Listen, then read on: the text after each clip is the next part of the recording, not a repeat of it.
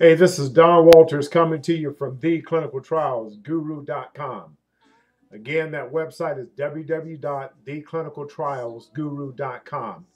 I want to talk to you about my favorite subject and pastime was recruitment. And the reason I say that is because I spent a lot of time doing it. As I indicated before in some of my earlier videos, is that I started recruiting for hospitals and healthcare programs all the way back as far as 1989. I started out working with one of the HMOs at that time and transitioned over to hospitals and worked with hospitals all the way up until 2000.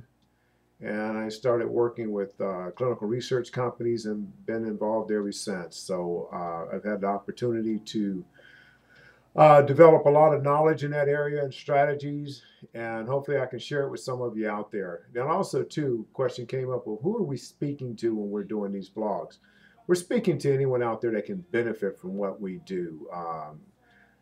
People who are looking for clinical research studies, coordinators, people who are looking to set up research sites, people who are looking at how to recruit and find patients, anyone in that particular genre and arena that might benefit from what Dan and I are doing. So hopefully we can help you with this. Um, just want to share a little bit of information with you again, is involved in research.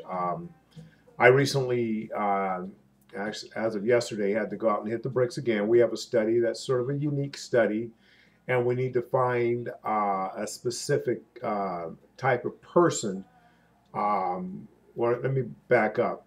We need to find a person with specific type symptoms for this particular study. So I had to go out and start knocking on doors again yesterday.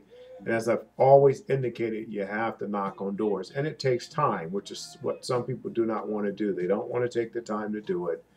And they're really uncomfortable with the face-to-face meetings with strangers. But you have to get past that if you really want to make this thing happen. It's sales. Yeah, and any way you want to look at it, it is sales. Now we can't go out there and say, okay, here. Well, let me back up for a second. It's not like selling a car. You are selling an intangible. You're selling a concept of research and what has taken place. I have to go out there and talk to people and get to the right people and let them know what we're doing and how this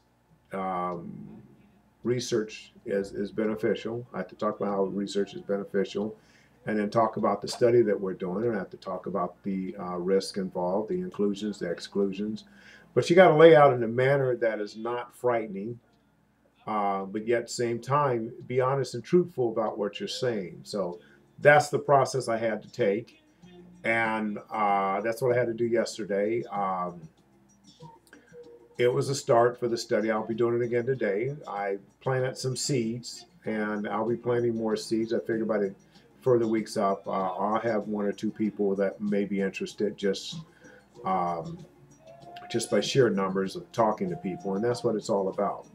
Um, anyway, one other subject I wanted to get on too is that sometimes too when you go out, I know here in California where we're at, we sometimes will go out and talk to doctors, and we talk to them about providing patients that might benefit from the studies that we're doing. One of the problems is sometimes the doctors are feel like they might be at risk of losing a client, and that's how they earn their living. They see a patient, they can bill, and in turn they get paid, and that's how they earn their living. And we definitely don't want to interfere with that.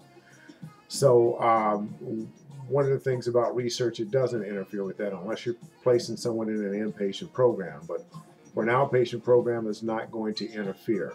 Um, some of the times the inpatient programs won't interfere either if it's done in between the scheduled visits that that doctor may have with that particular client. For instance, if it's, they may see someone once every month. Well, if that person's in and out of the inpatient program within those 30 days, then then it's not going to interfere. If they're in there longer, it could. It possibly could, because then they're going to miss that visit. and so that doctor may miss an opportunity on billing, and that's the reality. But if it's a shorter than or less than 30 days inpatient stay, or if it's an outpatient program, it's not going to interfere, because the outpatient program, you can build that schedule up around their doctor's schedule, and through either the patient or direct contact with that doctor, given consent to do so, you can work with that doctor and the medication they're prescribing and let them know exactly what you're doing. And if it's an open label medication, you can let them know what you're given. If it's obviously if it's not open label, then we can't disclose that. We can only give the the design of the study and what we're trying to accomplish with it. That's the only information that we can share with that doctor. Anyway, I hope this information helps. This is Don Walters signing off from The Clinical Trials Guru. Again, that's www.theclinicaltrialsguru.com. Thank you.